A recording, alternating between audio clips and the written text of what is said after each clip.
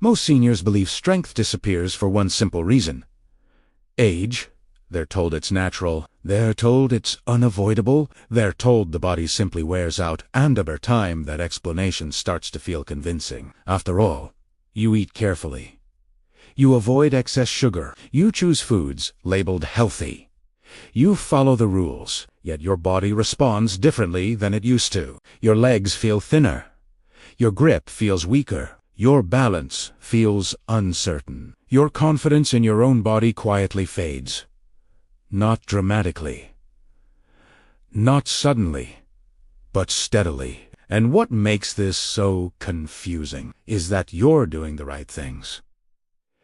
This is where frustration begins, because when effort doesn't produce results, people assume the effort is the problem. But what if that assumption is wrong? What if the real issue isn't what you eat, but how your body receives it now? There is a silent shift that happens after 60. It doesn't come with pain. It doesn't come with symptoms you can point to, but it changes everything. Your body doesn't stop functioning. It stops responding the same way. The muscles don't vanish overnight. They simply stop listening clearly, and almost no one explains this. Not doctors, not nutrition labels, not even most health programs aimed at seniors. Instead, they repeat the same advice. Eat more protein, stay active, lift light weights. And when that doesn't work, seniors are left feeling like they've failed. But this isn't failure, it's biology. After 60, digestion slows, enzymes decline, blood flow becomes less efficient. Hormonal signals weaken. Food still enters the body, but the message doesn't always reach the destination. Think of it like this. For decades, your muscles responded instantly. You ate. They repaired. You moved. They adapted. But now, the signal weakens. It's like knocking on a door that used to open easily. The door is still there, but it's heavier. The handle is stiff, and fewer knocks get through. That's what happens between food and muscle after 60. Scientists call this anabolic resistance, but that term makes it sound like the muscles are stubborn. They're not. They're simply receiving less information, and that distinction changes everything, because if the problem were resistance, there would be nothing you could do. But if the problem is communication, strategy matters. This is where the biggest mistake happens. People try to fix a signal problem: more protein, more supplements, more shakes, more meals. But more is not better when absorption is compromised. In fact, excess protein often becomes a burden. Undigested protein turns into waste. It increases inflammation. It stresses the kidneys. It creates fatigue. That's why so many seniors feel heavy, bloated, or tired after meals without gaining strength. The body isn't weak. It's overwhelmed.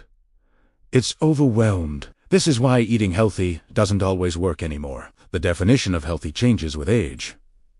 Researchers eventually stopped asking, "How much protein is this?" They started asking, "What does the body actually use?" They measured muscle fiber response. They tracked amino acids in the bloodstream. They observed which foods triggered repair signals in people over 65. And what they found surprised them. Many traditional healthy foods fail to activate muscle repair in older adults. Not because they're bad foods, but because aging digestion struggles to break them down efficiently. Large protein molecules take time. Energy is wasted on digestion. The repair window closes, but a smaller group of foods behaved differently. They absorbed faster.